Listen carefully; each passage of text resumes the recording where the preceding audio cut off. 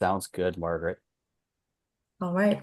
Okay, it's 10 o'clock, folks. Thank you so much for taking time out of this gorgeous spring day to come and visit with us so we can talk about the middle housing ordinance update that's coming this year. My name is Matt Herrera. I'm the planning director for the city. Again, thank you so much. I see folks still coming in here. Before I pass it over to our fantastic staff to explain some of the changes that'll be coming up this year, I just wanted to take some time and talk a little bit about the work that we do in our division. The planning division is housed in the Department of Community and Economic Development. We're one of four divisions within that department, including the planning division. We have the Development Services Division, which is often referred to as the building department. We've got our development engineering team, as well as our economic development division. The planning division is made up of 17 planners, technicians, administrative support staff. We have a long-range planning group that works on land use policy, plans, and programs. And the long-range team just recently finished the 10-year update to the city's comprehensive plan, which was a years-long endeavor for us.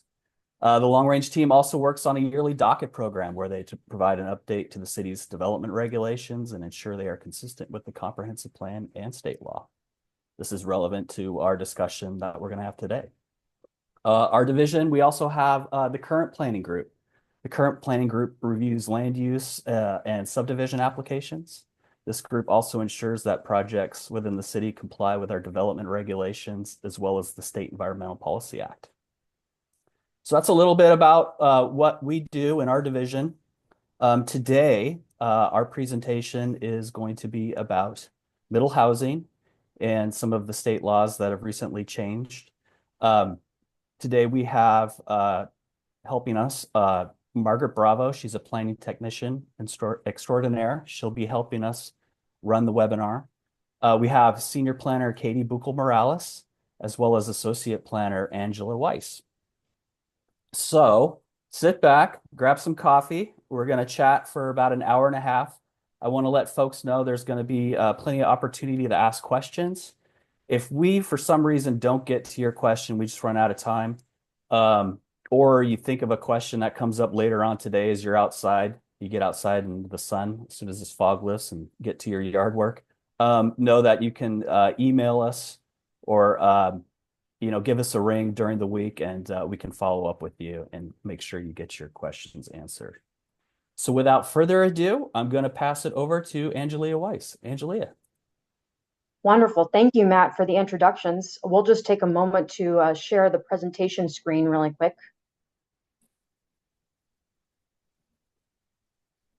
Wonderful. All right. So thank you, everyone, for joining us for today's online open house for HB 1110. It is great to see such a nice turnout, especially at 10 a.m. on a Saturday morning.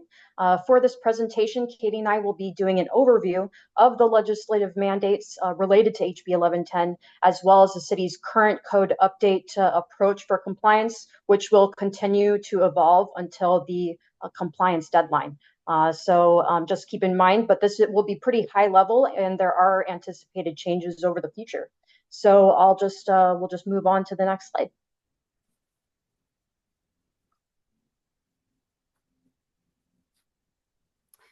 Good morning, everyone. Matt went ahead and talked about some of what our plan is for the day. We have designated time at the end for attendees to ask questions, but throughout the presentation, you're welcome to ask questions in the chat, and we will start with those questions at the very end when we finish the presentation portion. Also, when we get to the Q&A portion, feel free to raise your virtual hand, or you can post your question to the chat. Also, please ask questions. That's why we're here, but we do request that your questions remain general in nature and not be property specific, because every property is unique and there's only so much we can answer within the limited time we have and with limited property information. So those are great questions to send via email. Next slide, please. So for some background, in March of last year, the Washington State Department of Commerce released a statewide housing needs report stating that by 2044, Washington will need more than 1 million additional units to accommodate projected population growth. For example, in order to meet growth projections over the next 20 years, Renton will need to account for approximately 17,000 new households and 31,000 more jobs. And to address the anticipated lack of housing choices and affordability, Washington State passed HB 1110 and HB 1337 in order to help diversify the housing supply. So HB 1110 is related to middle housing, and HB 1337 is related to ADUs. And these measures are intended to diversify housing supply by providing more opportunities for small scale multifamily, as well as promote more ADU friendly regulations. Next slide. The legislation requires cities to allow middle housing in residential zones where single family homes have historically been the predominant land use. The legislation HB 1110 defines middle housing as buildings that are compatible in scale, form, and character with single-family houses and contain 2 or more attached, stacked, or clustered homes. Next slide, please.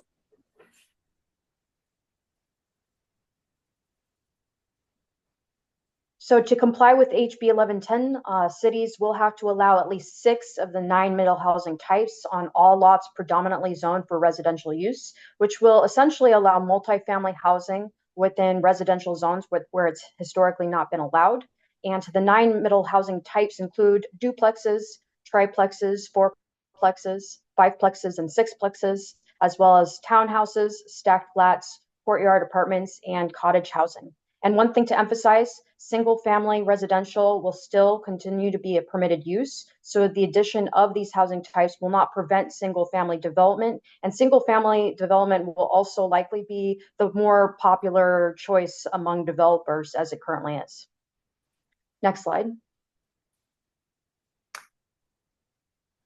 Under current code, parking requirements are determined by the zoning designation and by land use.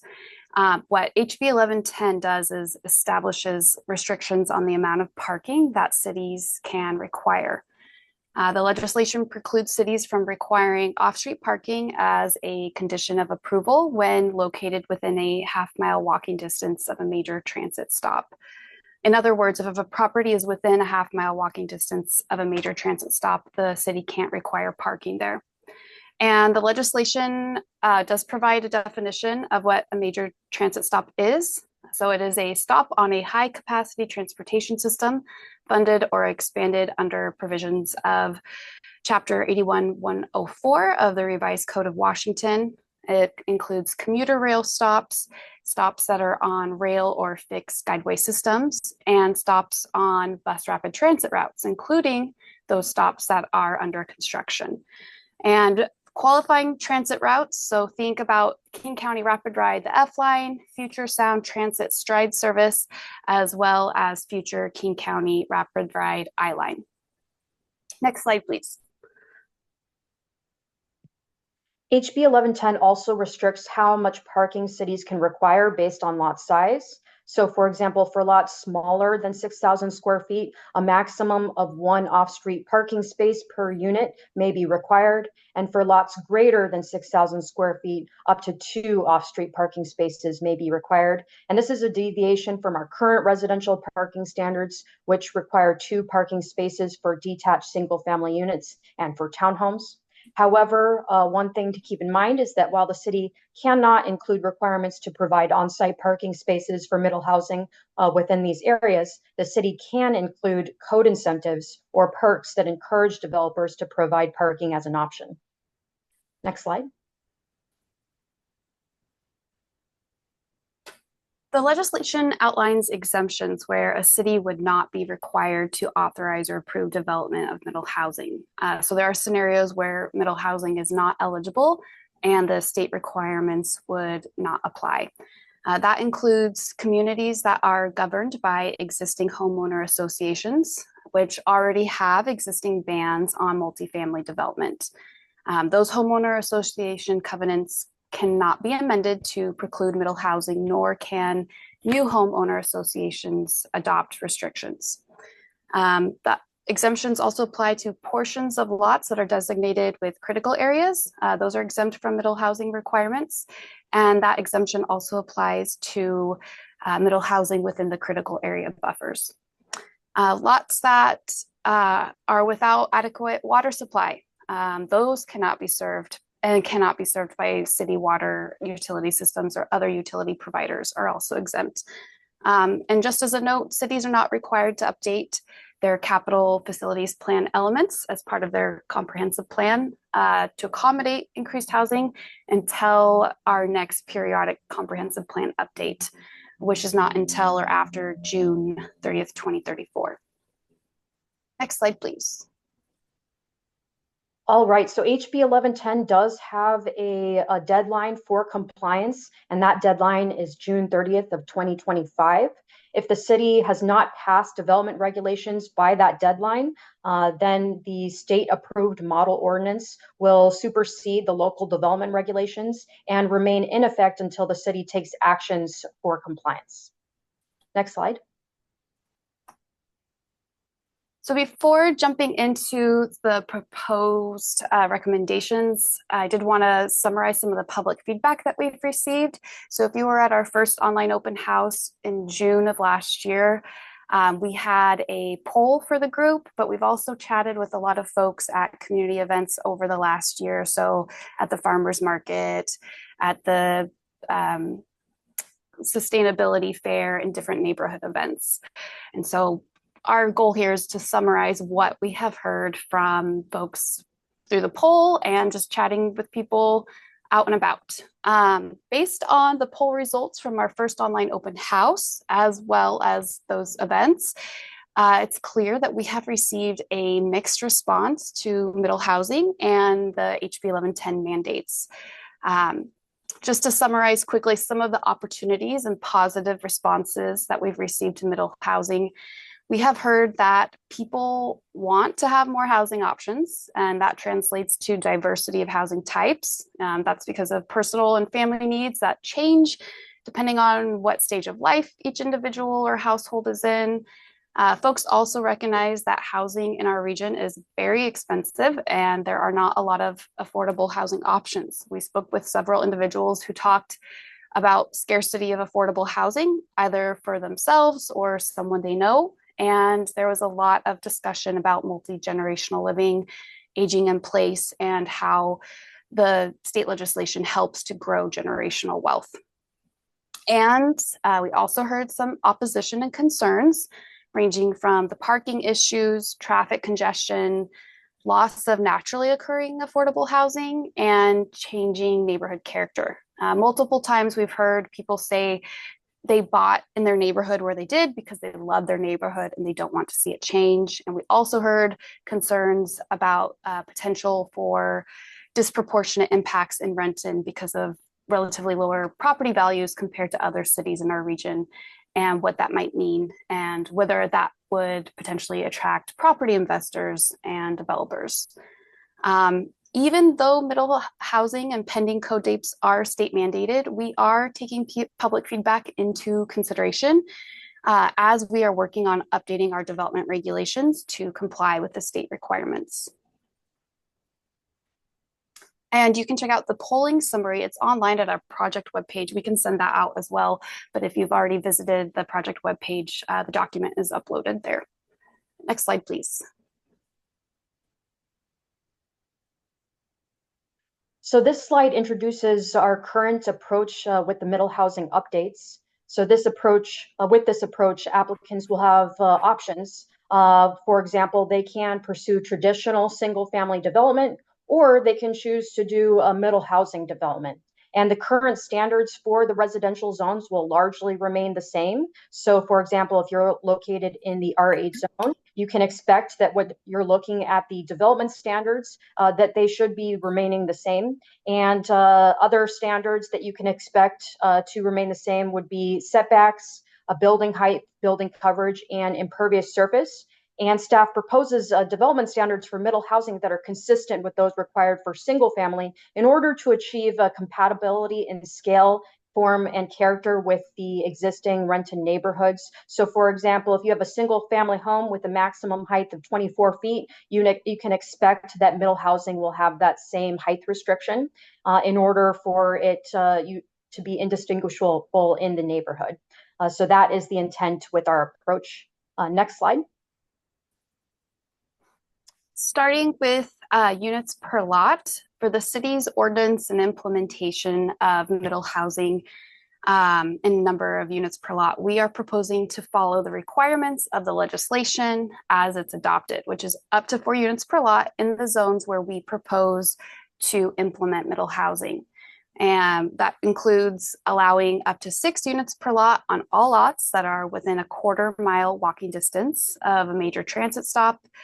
And lots that are outside of that buffer may be allowed a bonus of 2 additional units, totaling 6 per lot. If the property owner commits to renting or selling bonus units as affordable. In order to do so, it has to be recorded as a covenant or a deed restriction to make sure that they remain affordable. And so what we've proposed here are the standard requirements to comply with the state mandates. Next slide, please. So this slide introduces the currently proposed applicable zones. As previously stated, HB 1110 requires cities to allow middle housing in residential zones where single-family detached housing is the predominant land use. So to comply with this requirement, staff proposes to allow middle housing in the RC, R1, R4, R6, and R8 zones. Next slide. For implementation of House Bill 1110, cities are required to allow 6 of the 9 middle housing typologies. Of those 9, we are proposing to move forward with townhouses, duplexes, triplexes, fourplexes, stacked flats, and courtyard apartments. These typologies primarily were selected because we heard from the community that there's desire to maintain character of the built environment in their neighborhood. And of the housing typologies for middle housing, these are the ones that we believe best align with that character and maintaining character of a single family neighborhood.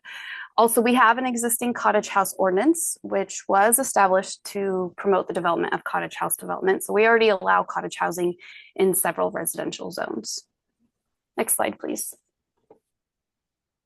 So this slide indicates the proposed off-street parking space requirements for middle housing, which will include a minimum of 1 parking space per dwelling unit for lots that are 6,000 square feet or less, a minimum of 2 parking spaces for lots that are greater than 6,000 square feet, and lastly, no off-street parking requirements for lots located within 1/2 walking distance of a major transit stop.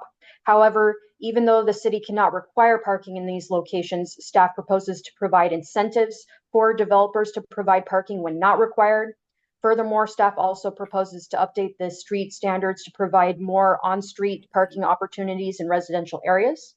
So as proposed, middle housing developments will comply with all driveway and parking design standards applicable to single-family development, except for the number of required parking spaces as noted above.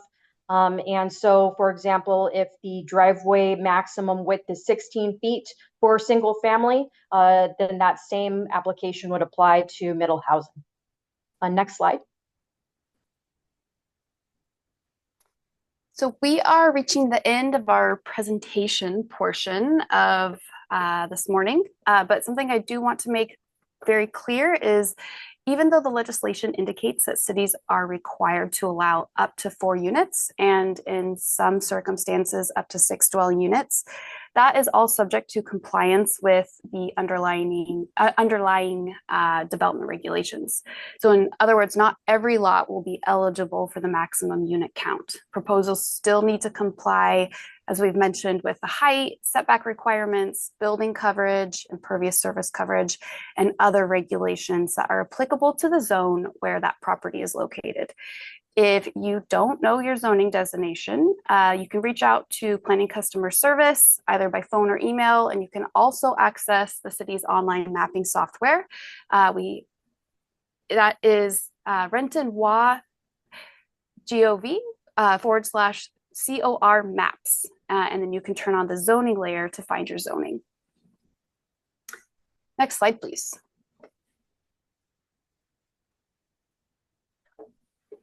All right, so the next steps include Planning Commission, the briefing on March 19th of 2025, and the public hearing on April 2nd of 2025, which is currently tentative. And the deliberations and recommendations are scheduled for April 19th of 2025.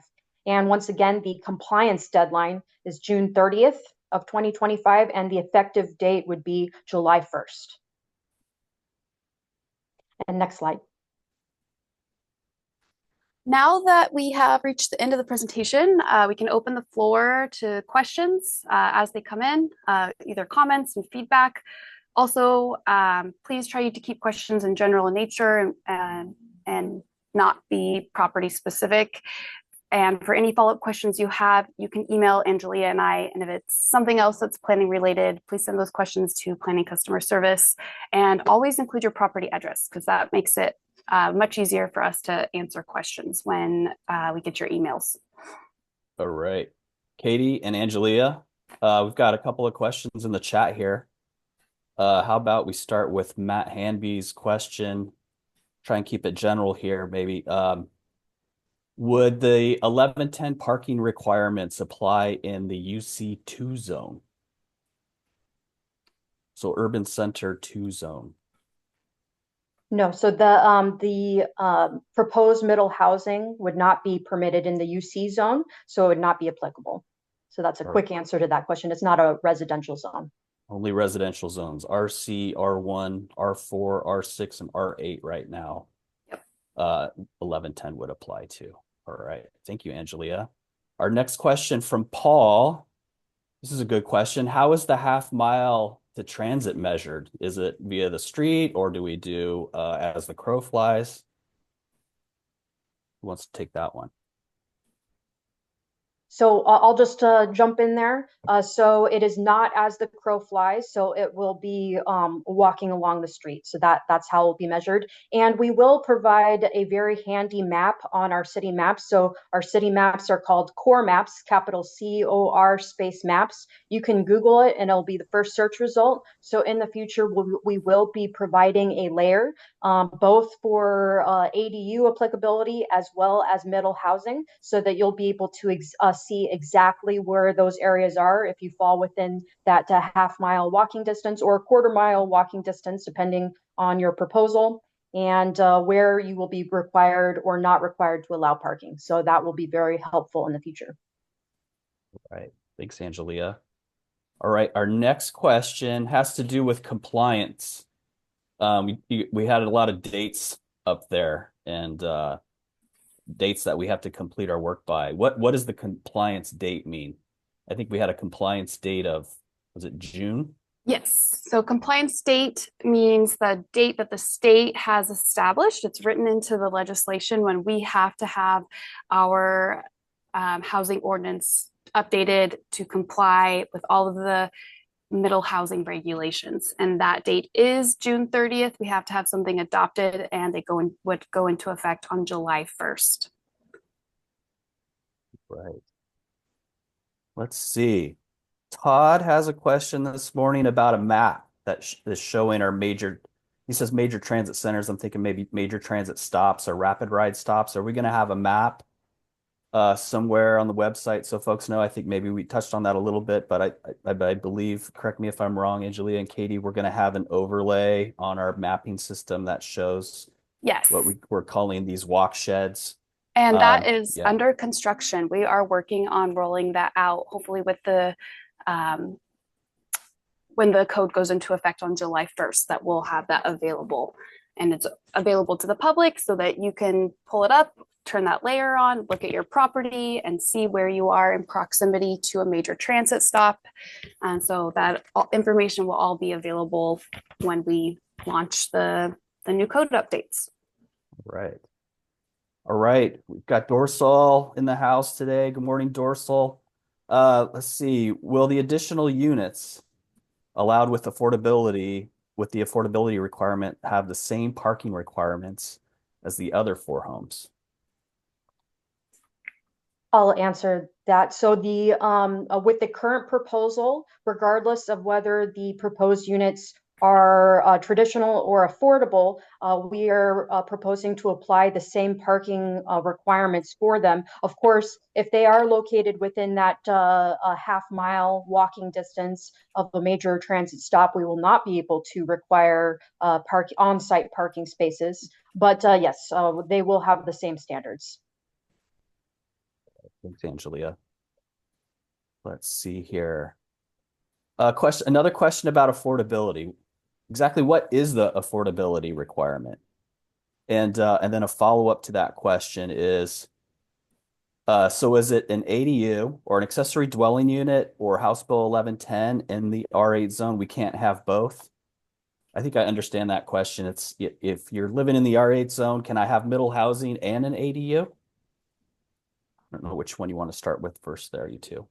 I can start with the affordability requirement. I do have the legislation pulled up to be able to refer to because it does change depending if it's for rental housing or for home ownership. But the legislation states that the units have to be maintained as affordable for 50 years and there is more coming. Apologies. So this is defined in the legislation. I just want to make sure that I'm giving you the most correct information. Because it is based on a percentage. You have it, Angelia? I think it's 60% AMI for rental units and 80% AMI for home ownership units. And the AMI is area median income.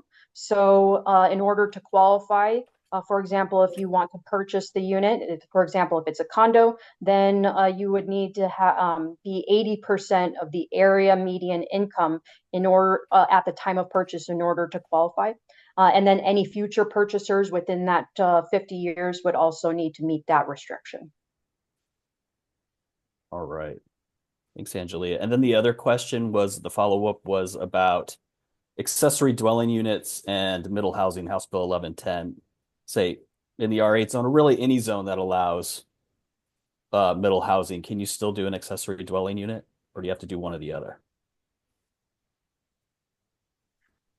Yes, accessory dwelling units are allowed as accessory uses to middle housing types. So you can have an ADU and middle housing on the same site. The ADUs are not considered middle housing, but they do count towards total units per lot. So if your property is allowed 4 units per lot, then the ADUs would count towards that unit count.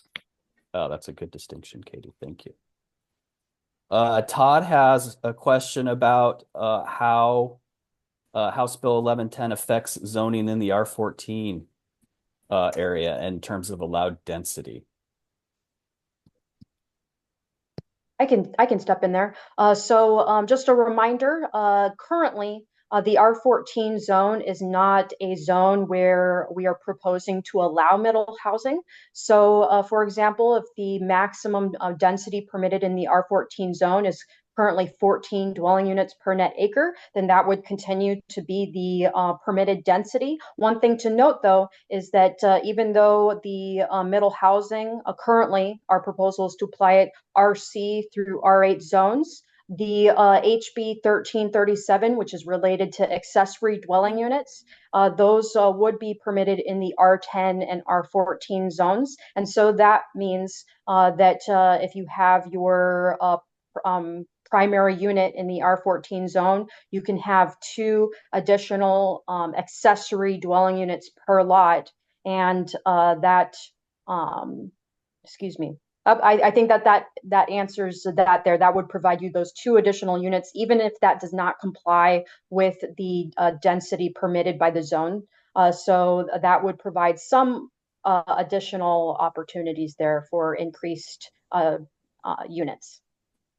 Thanks, Angelia. And to follow up to Todd, the R14 zone, we also have a zone called the R10 zone. These are existing, what we always considered middle housing zones. These were zones that you could have your plexes or your townhomes. So the legislature did not require us to go in and change those zones. Those zones seem to be working okay. for us. So we decided, let's leave those zones alone. Those are existing middle housing zones. We're going to do essentially just what we have to do, what state's making us do, which is RC through R8. Let's see here. Here's a question about whether or not House Bill 1110 does it make it mandatory to have the homeowner or property owner live in one of the units? I can grab this one. That is not a requirement for middle housing, so it does not require on-site owner occupancy. Also, we are making updates, as we mentioned, to our accessory dwelling unit ordinance, and currently we do require owner occupancy on site for one of the units, but that's something that we are also required to remove. So when the new code goes into effect on July 1st, owner occupancy will no longer be required for accessory dwelling units. Thanks, Katie. Okay, the questions, they're heating up now. All right, people are getting comfortable. The caffeine's kicking in this morning. Ella's got a question about, this is a good one. This is about housing typologies. This is one of my favorites here. So by townhomes, do you mean row homes? If not, what is the difference between a townhome, a triplex, a fourplex? Next question. And Ella, we've had these questions internally too. So this is a good question. Her next question, she's got a follow-up question. So it's a two-parter. How do you define the courtyard and cottage housing? Is it the size or other characteristics? So maybe let's start with the first one with the townhomes. What is the difference between a townhome and a triplex or with those other plexes? I'll step in. So just to clarify, when we say townhomes, I think row houses or row homes, those are similar, just a different term for townhomes. But it is a good question. What is the difference between a townhome and a fourplex? If, for example, the townhome is built with four townhome units, then it would technically also be a fourplex. And the city may or may not have restrictions on the number of units that can be constructed per building. But for example, you may have seen in our previous slide that we will not be allowing 5 plexes or 6 plexes. At least that is our current proposal, and that may change in the future. So for example, if you're proposing townhomes, that limitation would still apply. If we are not allowing a 5-plex, then we would not allow a 5-plex townhome. I was going to call it row house, but we don't call them row houses. We call them townhomes. So that limitation would still apply. You also asked about courtyard and cottage housing. We also mentioned courtyard apartments, so maybe you might be confusing the difference between a courtyard apartment and a cottage housing development. The courtyard apartment is going to be a development that has the units wrap around a courtyard. You might be expecting by the term courtyard apartment that means that they're large, but no, the restrictions on unit size, not unit size, but unit number and the building height would still make it very compatible with single family development. The only difference would be that they would provide the units surrounding that internal courtyard to meet that definition. And Katie can probably answer more regarding the cottage development standards for open space. Yes, so I'm following up on your question, Ella, and you're asking is about cottage housing. So cottage housing is not one of the housing typologies. It isn't considered a middle housing typology, but it's not one that we are moving forward with as part of our middle housing work. But we do have an existing cottage house ordinance, and we do define cottage housing in its size. So it's a unit that's no larger than 1,500 square feet. So larger than an ADU, but smaller than a lot of other development that we are seeing. And we do have a current requirement that 50% of the units within a cottage house development are required to be 1,000 square feet or less. And that goal there is really to have more diverse housing type and size, because what we have historically seen is lots are being developed to the full potential or extent of the lot, and we're getting very large homes, 3,000, 3,500 square feet plus, and that's not attainable for a lot of folks, or they just don't want a house that's that large because that's a lot of house to clean. So that's why we have limited the size of cottage housing to 1,500 square feet. Thanks, Katie. And just going back to the townhomes, I just wanted to add on to what Angelia was saying there. Oftentimes when we think about townhomes, it's, they're in a row, they share a vertical wall, and what we see, and it's not always the case, but almost always the case, that these are owner occupied. So you own the land underneath. These are fee simple parcels with townhomes, whereas a triplex or a fourplex, they can be side by side, they can be stacked. There's all different, the plexes kind of can morph into other typologies. So it's confusing for us. The state decided to define these for us, and it's not necessarily how each individual city or county defines these typologies.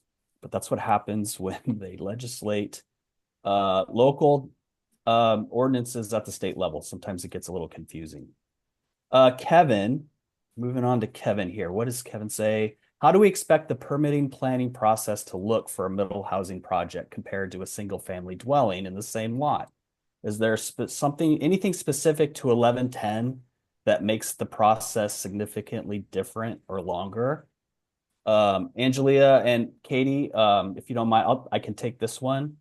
Let's see. So right now, these middle housing typologies, how it is proposed right now, we don't anticipate, unless there's a subdivision involved, any kind of separate land use permitting that would be required. I think a lot of these typologies, as long as they don't go over a maximum number of units, which is 9 right now, which would kick it into requiring environmental review. Or if you're not subdividing a lot, if you came in with just a building permit to do a duplex, that would just be a normal building permit. You wouldn't need any other kind of land use permit. The only reason you need to talk to a planner is if you needed to know what your setbacks, your bulk limitations were, but otherwise you'd be submitting a building permit to the building department. So we don't see any kind of special permitting or requirements for these middle housing units, unless it kicks into another type of review requiring environmental review or a subdivision, and those are on the bigger scale projects. So nothing that should make the process any longer that I can think of. Let's see. Mark has a question about, with the addition of middle housing and ADUs, will the additional cuts for access be added to that property? I'm thinking Mark's maybe talking about driveways, curb cuts. So maybe I'll take this one too, Angelia and Katie. That's okay.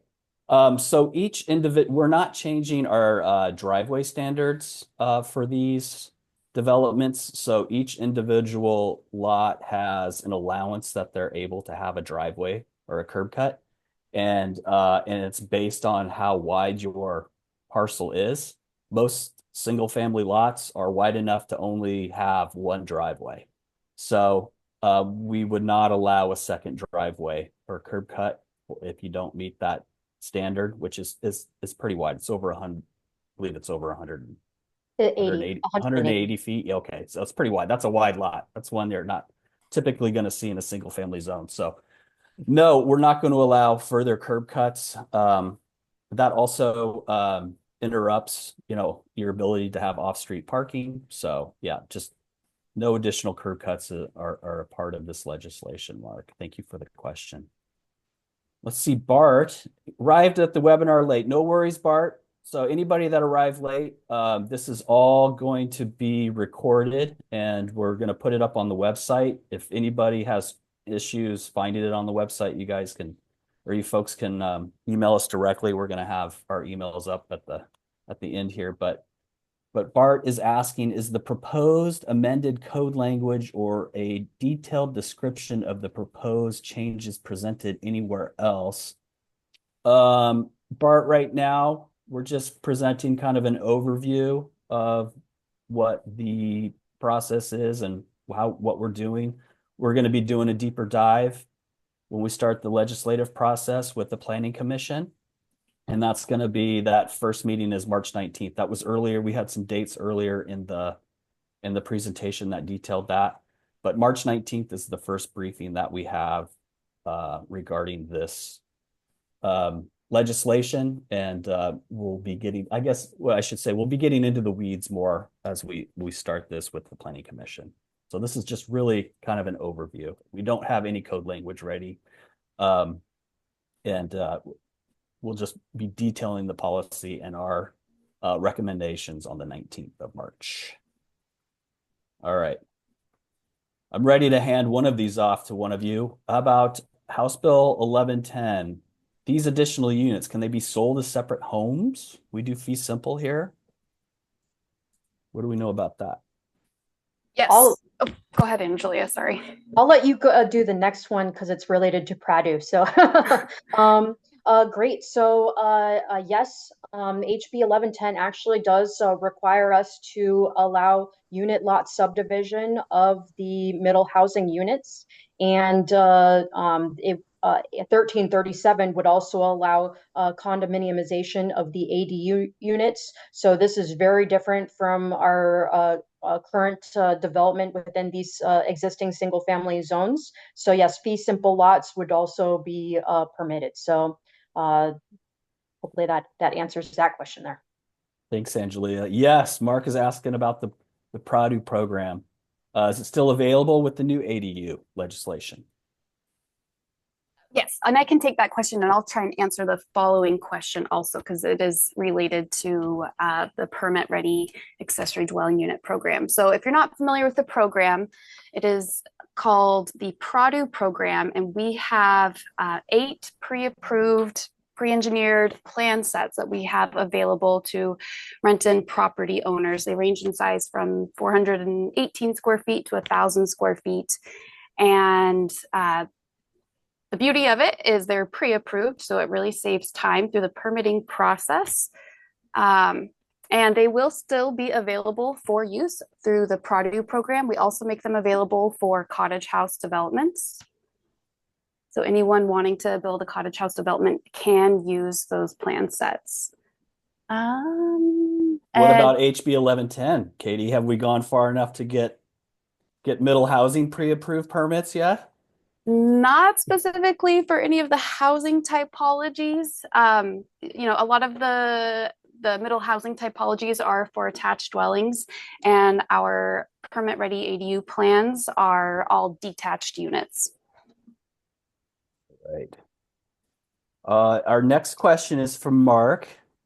He's wondering, what is the limit of maximum square footage of a middle house? Do we have a square footage maximum, how big those things could be inside? No, we do not have a maximum square footage for middle housing, but it would need to comply with maximum building coverage. So for example, if you're in the R8 zone and the maximum building coverage is 50% of your lot area, then that would be the limitation with which limits the square footage of that middle housing. Okay, so they've got to still follow all the bulk limitations, your setbacks, your height, impervious surface, all those. All right.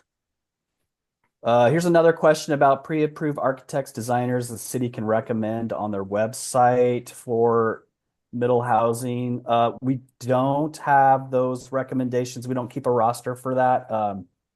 I would recommend if you're interested in doing middle housing that you just ask the question as you're calling architects, what their experience is in doing these plexes, if that's what you're interested, or in stacked flats. Yeah, I don't anticipate that we'll be doing a roster for these, but we do have for our ADU program. We in addition to our pre-approved plans that we have, I believe, Katie, don't we have a roster of folks that are generally that have submitted to the city that they're able to do accessory dwelling units and they're well versed in that? Is that right? It's not necessarily an approved roster, but it's just a kind of general list. Right. We haven't vetted or approved anyone for contractors. We can't do that, but it is a list of contractors or other professionals who are familiar with the program and are interested in working with property owners who want to develop an accessory dwelling unit. Okay. Todd's got a specific question here. I don't know if we can answer this one here, but it's, can a R14 lot be subdivided into 5,000 square foot lots and then qualify for HB 1110 and construct fourplex townhomes, etc.? I'm just going to answer this generally, Todd, and maybe we can have an offline conversation early next week if you want to get more into it. But generally, an R14 lot already allows many of the middle housing typologies that we're talking about here. You can already do your plexes, your townhomes. You can also subdivide those into smaller lots. You can do a unit lot subdivision in an R14 zone. So, Todd, it might sound like you own an R14 lot or you're interested in buying one and have some questions. I would invite you to give us a ring on Monday. I should mention, I want to promote this. We have our planning customer service line at the office where you can call, email us with your questions. We also provide a 15-minute appointment service where you can go onto our website and just do an appointment, and we'll do a Teams meeting with you where you'll have a planner, a development engineer, and someone from our building department, and we can go through your questions that you might have on a site-specific lot and let you know what kind of codes are in place. So yeah, Todd, I'm happy to continue that conversation with you next week or get you set up with an appointment on our Teams meetings. Let's see, Ella, can a unit share only a garage walls to be considered connected? I'll answer this one so that Okay. Katie can answer the follow-up one. Great. So pretty much all you need to have in order to qualify for the units to be attached is for them to essentially share a roof. So it doesn't even necessarily need to be a garage. You can, for example, connect them by a breezeway as long as that shares that roof, and then they would be considered attached. So that is certainly an option for you, maybe a little bit unusual of an option, but that is something that you could feasibly do in order to qualify as an attached dwelling. Thanks, Angelia. Yeah, the next question, Katie, is about maximum square footage on a middle housing unit. I think we touched on that a little bit. We don't have a maximum square footage on middle housing. It's all based on those exterior limitations like your setback, your height, your building coverage, impervious surface coverage. But the follow-up question is, and I think we do have a maximum, right? Is what is the maximum square footage for an accessory dwelling unit? Maximum square footage currently is 1,000 square feet, but those same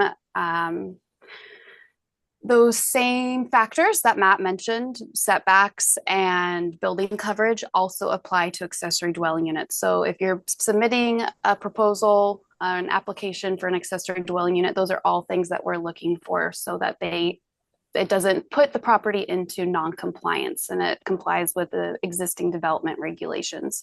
And when we make our code updates on July 1st, we are also proposing to maintain ADU maximum square footage of 1,000 square feet. All right. All right, we've got Sam Pace here this morning. Sam's got a different kind of question, maybe a question that talks about what we're excited about or what our thoughts are generally. But considering the combination of fairly specific geographic location and new construction typology, what are the 3 opportunities that staff is most excited about in Renton? What might we want to keep our eye on for exciting opportunities in Renton over the next 12 to 36 months? I'll jump in there. All right. If it's related to HB 1110, I think an exciting opportunity would be for me to purchase a condo overlooking the water in Kennydale when somebody builds that middle housing development. So that's mostly a joke, but I mean, there's going to be so many opportunities for more affordable and diversified housing options. So if you do not currently own a property, you'll be able to maybe purchase something in a neighborhood that is maybe a little bit, there's no guarantee that it'll be cheaper than single family, but there will be more opportunities to find that cheaper new housing development in there, that in a neighborhood that you desire.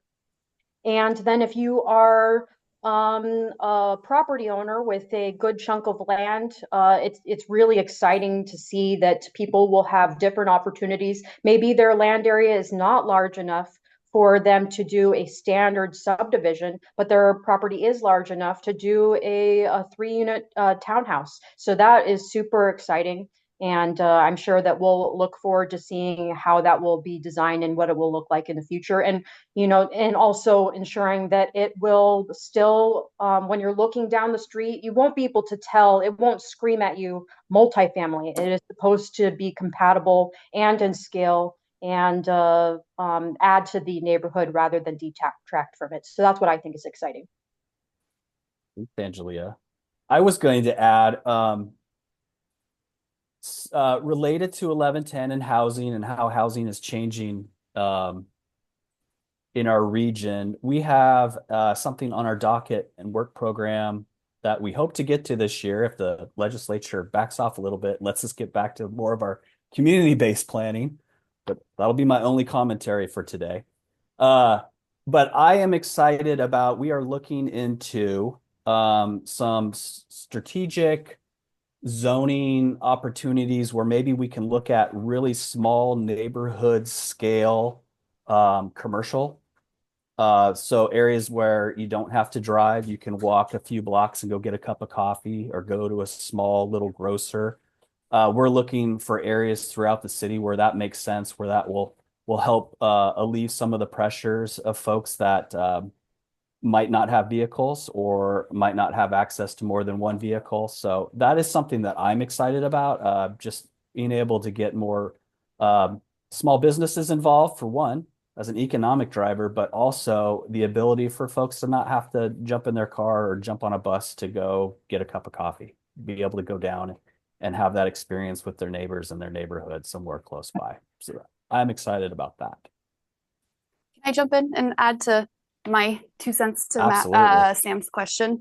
I'm excited about the prospect of seeing courtyard apartments. This is a housing typology that is not as common here. I have seen it in the region in some older neighborhoods, but just the community aspect and opportunity for shared community space. So a courtyard apartment, as it's defined in the legislation, are dwellings that are arranged on the side of a court or a yard or small plaza space. So you walk out your front door and you're immediately in this communal area. I imagine like landscaping and opportunities to pass your neighbors. It's very different than traditional single family development. And if the market supports it, I'd love to see it built out. Great. Thanks, Katie. Thanks, Sam, for that question. Let's see. Mark wants to know, will there be a minimum driveway width for middle housing and ADUs? I would say, Mark, we're not changing the driveway widths. They're going to be the same. A typical driveway width in these residential zones are 16 feet. That's if you have a 2-car garage. If you've got a 1-car garage, it's 9 feet. So we won't be changing those widths. Let's see here. There's another question about produce. Oh, I like this question. Can we do 6 produce on a R8 zone lot then? I'll take this one if that's okay. Yeah. So the thing about accessory dwelling units is they have to be accessory to another housing type. And so whether or not that's a single family home or accessory to a townhome, it has to be accessory to something else. However, we'd also always want to look at a specific property. I know you gave a zoning designation, but this is a very lot specific question, and there are a lot of factors at play that we would want to look at, like the size of the lot. But I think what it sounds like you're proposing is if you were to develop six produce or using our produce plan sets, those pre-approved plan sets that are available to Renton property owners. Sounds like you're interested in developing cottage housing, which we would also love to see. You know, there is also built into cottage housing, community aspect is very important. And so it's very similar to courtyard development that I just mentioned. But if that's something you're interested in, we can point you in that direction and share our development regulations for cottage housing. But in short, we want to look at a specific property to really be able to answer that question thoroughly. And it sounds like you're interested in cottage housing. And yes, you could use the permit ready plan sets. Right. Thanks, Katie. Oh, just to add to that, you can use the permit ready plan sets that do not have attached garages. So just to clarify. Oh, yeah. Good point. All right. Thanks, you two. All right. Paul's got a question. Sounds like Paul is pretty familiar with their development regulations. So Paul's asking, current city code allows a maximum of 4 dwelling units accessed by a private lane. Will this change given the challenges of emergency vehicle access, surface water runoff, all those other concerns that we have when we are reviewing development proposals? Who wants to take that one? Or would you like me to take that one? I'll take that one. Okay, thanks, Angela. So you are correct. There is a restriction. We instead of private lanes, we call them shared driveways, also called private streets. And so when somebody develops, they have two choices. They can either do a public street or they can do a shared driveway. But if they do that shared driveway, they do have that limitation of a maximum of 4 dwelling units or 4 lots can access from that shared driveway. And one caveat to that is that our current code would allow the construction of an accessory dwelling unit as an accessory to that dwelling. That isn't very clearly made in the code. It's not spelled out, but it does refer to a specific code section, which makes that clear. And in answer to your question, we are not proposing to change that. We will still allow a maximum of 4 lots to access from that shared driveway. It will still comply with all with requirements required by the Renton Fire Authority and surface water. All of those requirements will remain the same, assuming that the surface water design manual does not change. But one thing we are proposing or considering doing is since the ADU regulations will be changing to allow more ADUs, we will continue to potentially restrict the number of ADUs that are allowed on those lots. So you might expect to see 1 primary dwelling and 1 accessory dwelling unit that can access from that shared driveway. And you might be wondering why we are not proposing to change our shared driveway standards to accommodate more dwelling units. For example, the maximum 4 to 6 dwelling units per lot. And the reason being is because shared driveways are not intended for the kind of traffic that you can anticipate with that kind of development. So if you have a very small shared driveway and you have 4 lots, and as a consequence of that, 16 dwelling units on all accessing from that shared driveway, that is just way too much for what shared driveways are intended for. And that is why we are not proposing any changes. And I'll let Matt say anything if he wants to add to that. No, I think you summed it up really well, Angela. Yeah, those shared driveways, those private lanes, as Paul referred to them, were just really intended to support 4 units of housing. We did carve out the ability for each one of those lots to have 1 ADU, and we'll continue that moving forward. If folks would like more than 4 units along that private lane, they're going to need to convert that to a public street. A public street is more well equipped to handle the kind of density needed to support the uses there. Paul, thank you. Good question. Catherine has a question. Ooh, I hope this one doesn't involve math. Okay, I'm going to read it. I'm going to read it slow so we can all let it kind of sit in for a bit. Okay, can a currently zoned residential 8 lot with a single house located within a 1/4 mile from a major transit line be subdivided into 3 legal city lots and be allowed to build a 3 or 4-plex on 2 of the lots, for example, essentially allow the current house to remain while the new multi-units are added. It sounds like a scary word math problem. I, But it sounds like Angelia is ready to answer this one, though. I'm I, still letting it simmer in. I think I understand what Okay. the proposal is. I think Okay. that they want to know if they can subdivide the lot and potentially build middle housing, so like the four dwellings on each of those new created lots.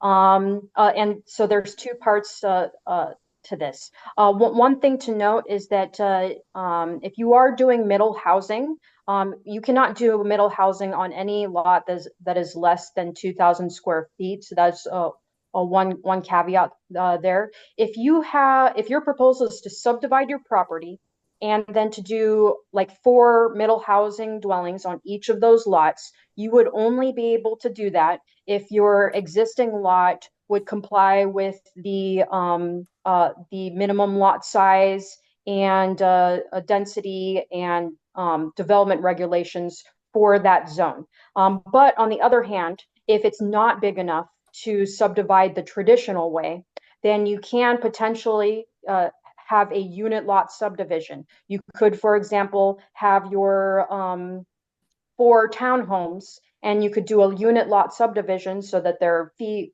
simple, and then get a 4 unit lot subdivision that way. But then you would not be able to demolish those townhomes and then build a fourplex in its place. I don't even know if you'd want to, but so hopefully that answers your question. You have your choice: unit lot subdivision or standard subdivision.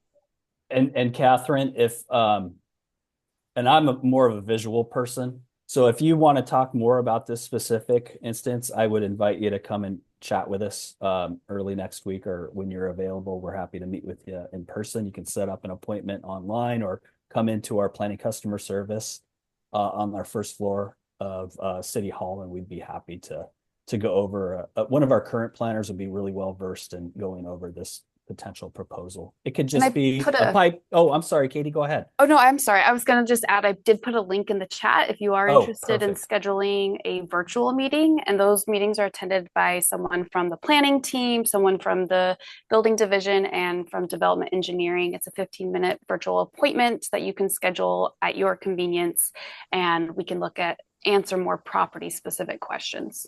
Yeah, and you don't have to have, it could be a pipe dream, it could be something very specific. We're happy to talk with you in those forums about any potential questions you have on what you'd like to do with your property, or a property you might be interested in developing.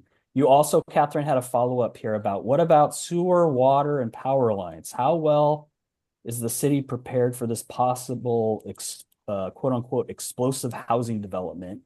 And I'm assuming that you're talking about, how well is the city prepared in infrastructure wise for potentially, opening up the gates, right? Allowing more housing than potentially, you're basically saying, okay, I have a single family house. Now all of a sudden I can build 4 units on it, right? How well is the city equipped to deal with that?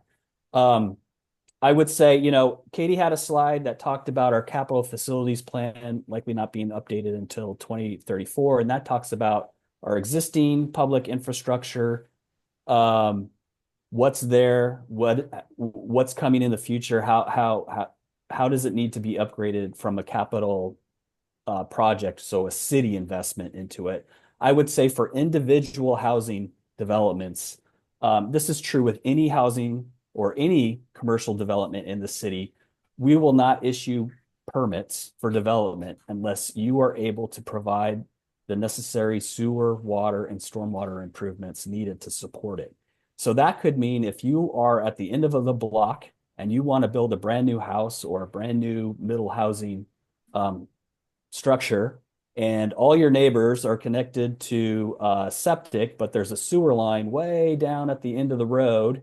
And since we're in an urban environment now, we require, just about everybody to hook up to to sewer 99% of the time, that person would have to extend that sewer line to make sure that they are able to make that happen. So it's called concurrency. So each individual development has to ensure that they support or they can support their development with the needed infrastructure to do so. And that would be, on their own dime. So they wouldn't need to make those public improvements to make sure. I hope that answers your question, Catherine. Matt, may I? Yes. I just realized that the question before that had a second part, which I'm sure a lot of people will be curious about, and I forgot to answer it. So it says essentially allow the current house to remain while the new multifamily units are added. So it sounds like your question is, can I have a single family home and then propose middle housing on the side or in the back?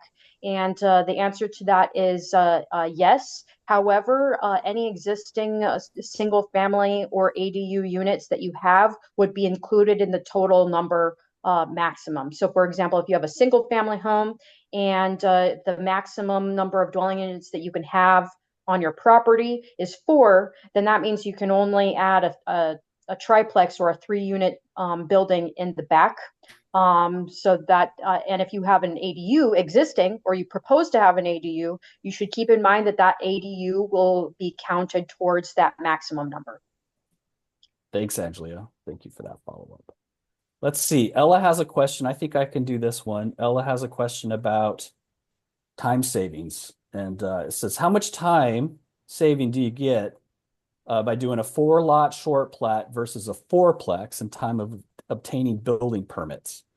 I would say a 4-lot short plat is going to require you to get a land use application in. So you would have to do, your public notice. You'd have to get engineered drawings for all the street improvements. And so that I would say, short answer is the 4-lot short plat is going to take you much longer, or not much longer, but it's going to take you longer than just coming in with a building permit for a 4-plex. So yes, the amount of review and public participation so you have to go out for public comment on the 4-lot short plat. You have to do a notice of application, and you would not need to do that with a 4-plex just on a regular middle housing lot, unless there were some critical areas on the site. Can I add to that, Matt? Yeah, absolutely. And just to kind of add some more context to that, with the short plat, it is a 4-step process. So first you have your preliminary application that takes 6 to 8 weeks. Then you have to apply for your civil construction permit, and that takes 4 to 6 weeks. And then you have to construct all of the improvements, and that takes as long as it takes the developer to do it. It needs to be inspected and approved. And then lastly, you submit for recording. We review it to make sure it complies with all conditions of approval, and that takes another 4 to 6 weeks. Only after that is it submitted for recording to the county. So a lot more involved steps for a short plat, but that doesn't mean it's not worth it. So no, that's great context. Thank you, Angelia. Let's see here. Colin has a question about what is the minimum number of cottages in a cottage development, and can cottages have an attached garage to them? I can take this question. So the minimum number of cottages in a development let me clarify the difference between development and cluster. So development is much larger. Cluster are those, there could be several groupings of cottages within the larger development. And so to be considered a cottage cluster, you need at least 3 cottages. And there's no limitation, or there is also a limitation on the number of clusters within the development. So the maximum number of clusters within the cottage house development is 12, but the minimum number of units within that cluster are 3. And then I think there was a second part to that question. It was about attached garages, yeah. Okay, so cottages are really supposed to create this community environment. It's like I said, it's different than traditional single family development where there's a garage attached to the building. You pull into your driveway, you hit the garage door opener, the garage door rolls up and you pull your car in. And then there's not as much face-to-face or interaction with the people that live around you. And the goal with cottage housing is it is more communal in nature. And so that's really a big part of the design and how we establish the cottage house ordinance so that it is more community friendly. So we do not allow garages to be attached to the housing itself. All right. Thanks, Katie. Thanks, Colin, for that question. Mark is asking has a question about what is the minimum shared driveway width? If there is already an existing shared driveway, will that width be grandfathered in for new ADU or middle housing additions? Interesting question. Angelia, would you like this one? I can take this one too. Oh no, I can answer it. Okay. So the minimum driveway width. So first, the shared driveway is required to be located within a tract. Any new shared driveways will be required to be located within a tract, and that minimum tract width is 16 feet. The fire department typically requires 20 feet. However, sometimes they will approve variances to reduce it to 16 feet, provided that all the dwellings are sprinklered, but you still have to apply for that variance. And then in addition to that, if you are abutting any other residential, which typically you are required to have an 8-foot landscape strip between that 16 foot shared driveway tract and the abutting property. So if it's 20 feet required by the fire department, you're looking at a total of 28 feet for that shared driveway. And if you are proposing to add any additional units and your existing access is non-conforming, you would need to bring that non-conformity into conformance in order to add that additional dwelling, because we do not allow development that increases non-conformity. And by adding those additional units, you would be increasing the non-conformity. So hopefully that answers that question. Yeah, thanks, Angela. Yeah, Mark, what we're trying to do here is just keep it consistent with the existing code, not change it, not add any more density onto these shared driveways, which were never intended to handle anything more than 4 units and a potential accessory dwelling unit to it. So as far as being grandfathered in, as long as you don't go over the 4 and you don't add any more than 1 ADU to each of those existing, you would still be able to take advantage of having the shared driveway. Otherwise, you're going to need to update that shared driveway into a public street with all the accommodations that are needed for it. Let's see here. Catherine. Oh, all right. Catherine's going to follow up with us. Oh, excellent. We'll see you next week. Look forward to it. Ella's got a question here. This is our last question that I see. So we've got about 15 minutes. So if folks have any more questions, please get them in the chat. And we can continue on if you like. Ella's got a question about the 8-foot landscape strip starts with how many units? Who wants to take that one? I can start, and Okay. Angelia, Matt, if I leave something out or need help clarifying some of the numbers, please jump in.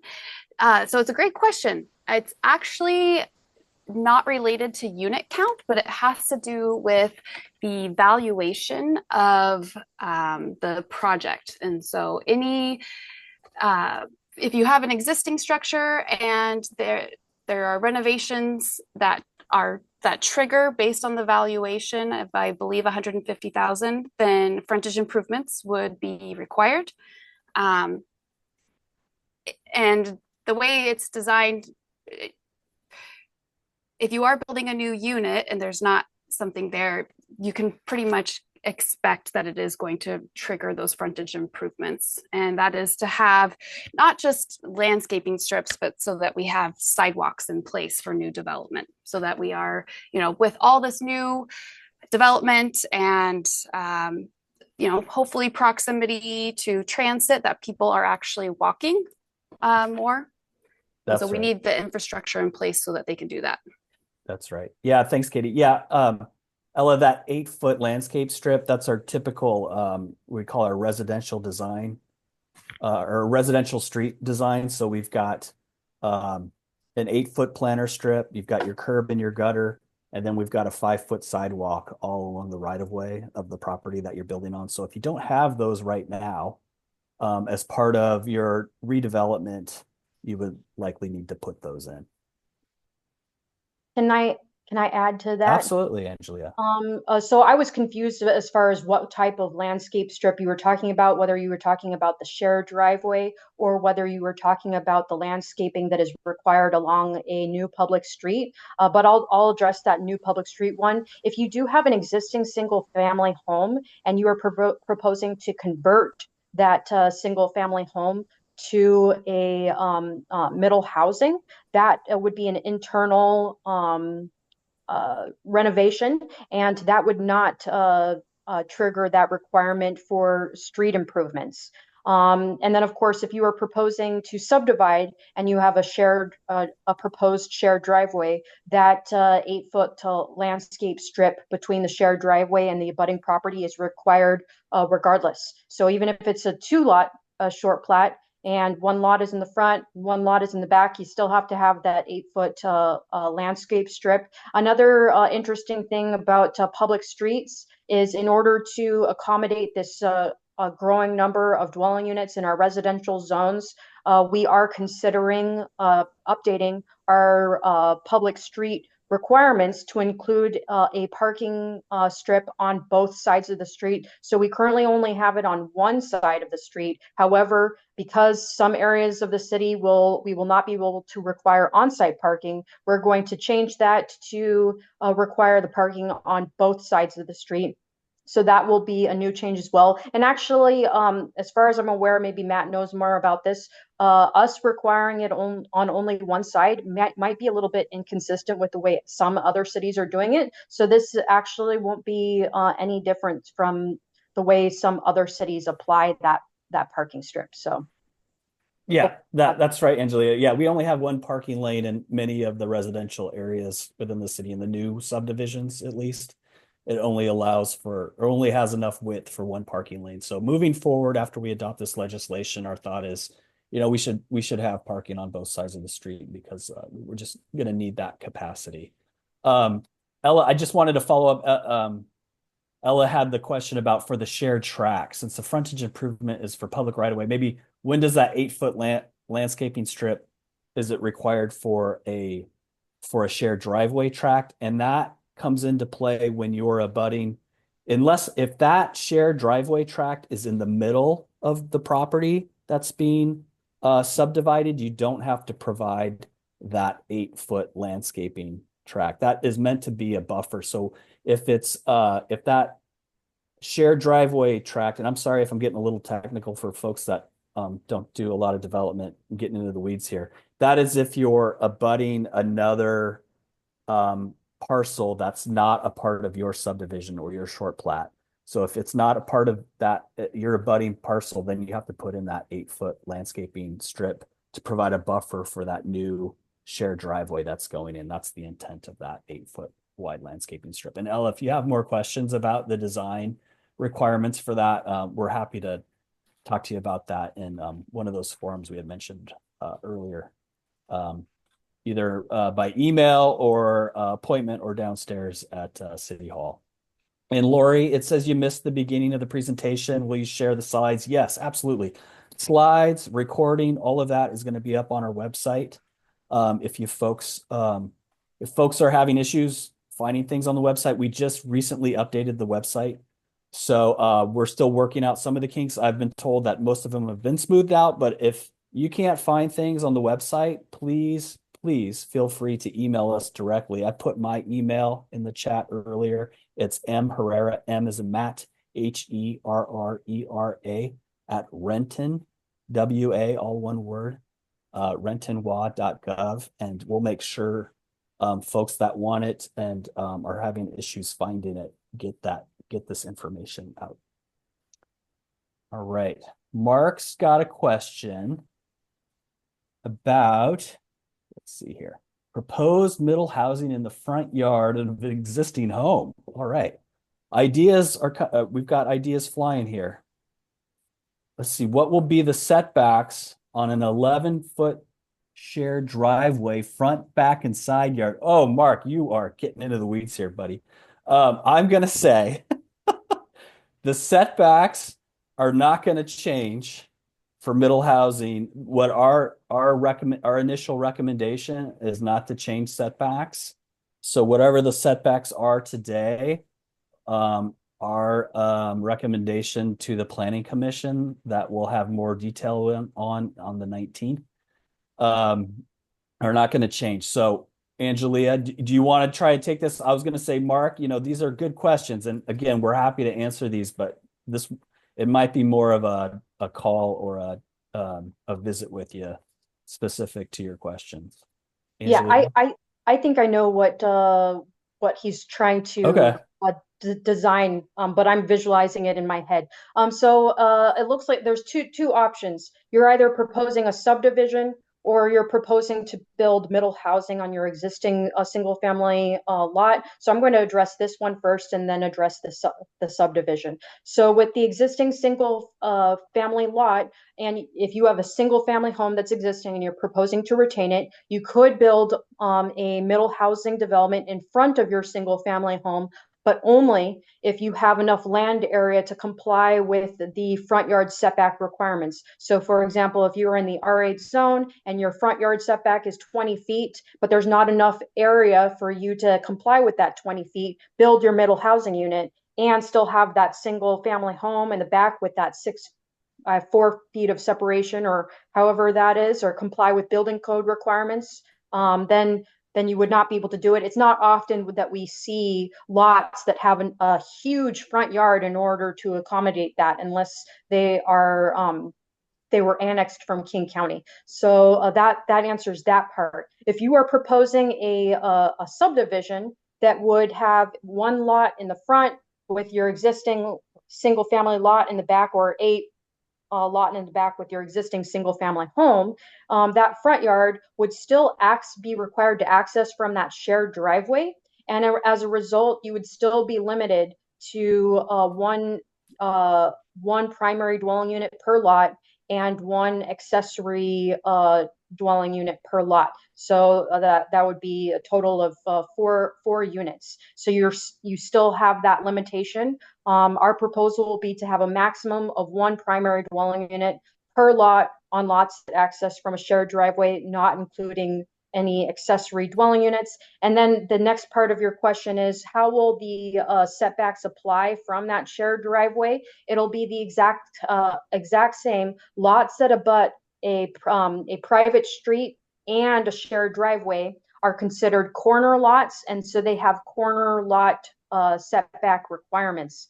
So if you take a look at our current development regulations and you're proposing a shared driveway, for that front lot, you should expect to have corner lot setback requirements. So a front yard setback from the public street, a secondary front yard setback from the shared driveway, and then 2 interior side yard setbacks. So hopefully that addresses that.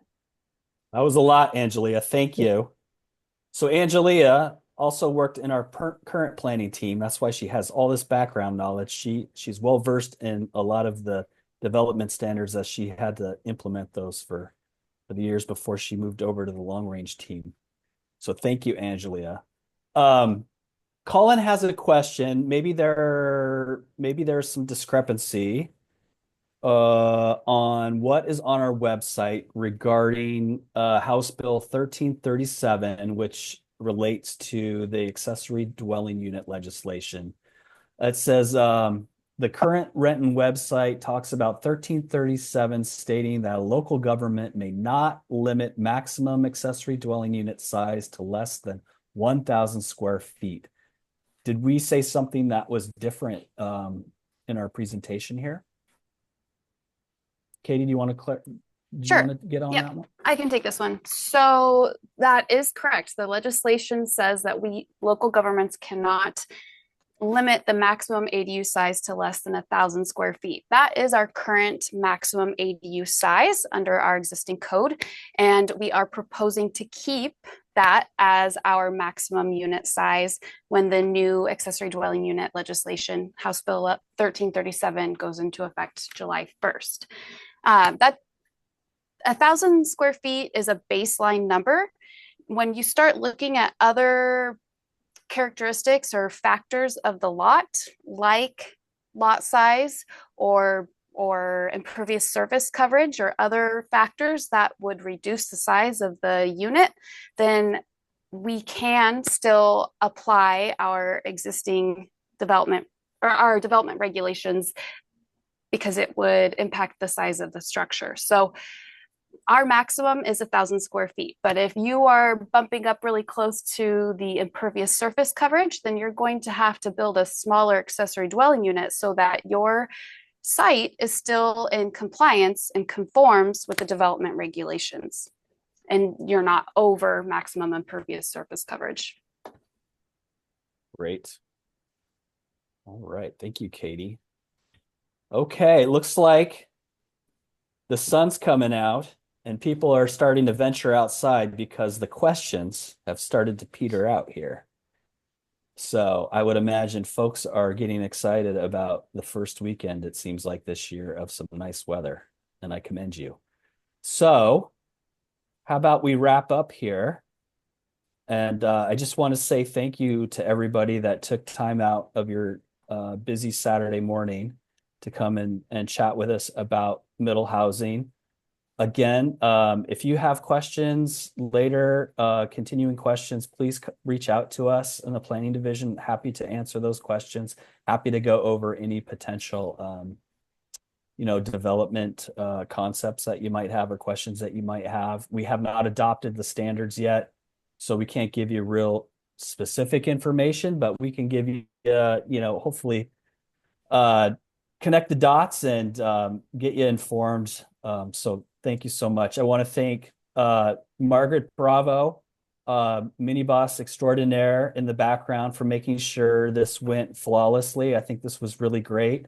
Thank you so much to Katie Buchel Morales and Angelia Weiss. Thank you so much for coming in on a Saturday to do this and spread the word on what's going on. Again, our next and also I wanted to say, folks that are still here, our planning division will be at the Renton Home Show on March 22nd up at Renton Technical College, and we're just going to have a desk there with, I think, 3 or 4 planners have really been excited about attending this, and we're just going to be there answering questions. It's going to be whatever planning question you might have. It could be middle housing, ADU, setbacks, driveways. Mark, lots of questions about driveways. Mark, if you're at the Renton Home Show, I would say go over there and pepper them with as many driveway questions as you can think of. They'll be there all day on that Saturday, March 22nd, I believe is the date. So that will be our next outreach event. So again, thank you so much, everybody. I hope you get outside, enjoy the weather,